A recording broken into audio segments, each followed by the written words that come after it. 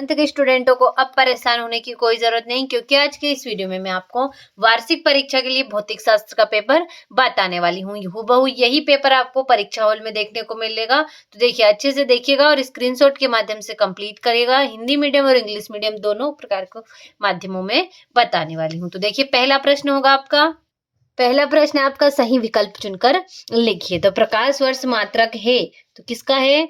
दूरी का है। कौन सा पदार्थ अधिक प्रत्यास्थ है? तो इस्पात होगा।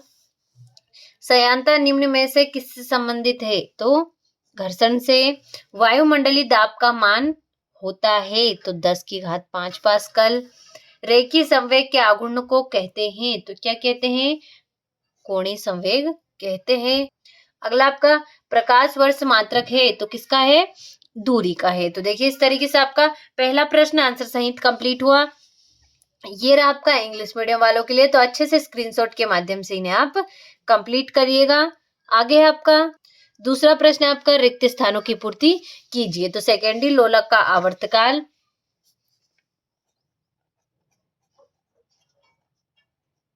सेकेंड होता है शक्ति एक अदिश राशि है। एसआई पद्धति में कार्य का निरपेक्ष मात्रक जूल है। कोणीय वेग का सूत्र W =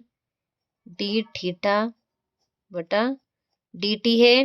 ताप बढ़ाने पर प्रत्यास्थ गुणांक का मान कम होता है। और द्रव चालिता लिफ्ट पास्कल के सिद्धांत पर आधारित है। तो देखिए, इस तरीके से दूसरा प्रश्न आपका कंप्लीट हुआ।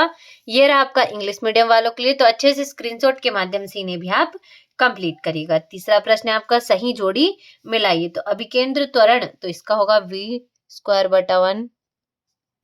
गैस का दाब तो होगा आपका mc² - 3v।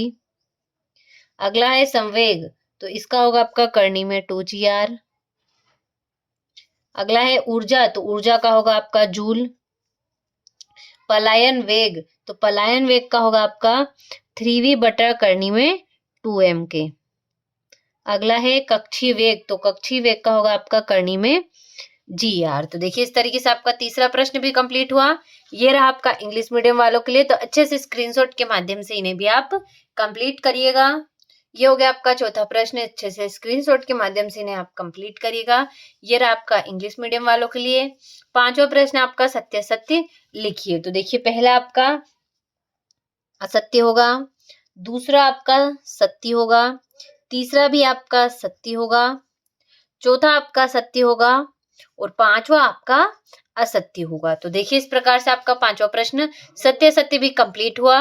तो देखिए, ये रहा आपका इंग्लिश मीडियम वालों के लिए। तो अच्छे से स्क्रीनशॉट के माध्यम से इन्हें आप कंप्लीट करिएगा। छठा प्रश्न आपका सदिशों के योग का त्रिभुज नियम क्या है? यह हो गया आपका सातवां प्रश्न। आठवां हो गया। तो देखिए, इस तरीके से इन प्रश्नों का आप अच्छे से स्क्रीनशॉट ले लीजिए, क्योंकि यही प्रश्न हूबहू आपको परीक्षा हॉल में देखने को मिलने वाला है। तो बिना किसी डाउट के इनको आंसर सहित कंप्लीट करिए। अगर इन प्रश्नों के आंसर आपको ना भी मिले तो अगले वीडियो में मैं आपको फुल सॉल्यूशन के साथ प्रश्नों के आंसर बताने वाली हूँ। तो देखिए, अभी के लिए आप प्रश्नों का अच्छे से स्क्रीनशॉट लें।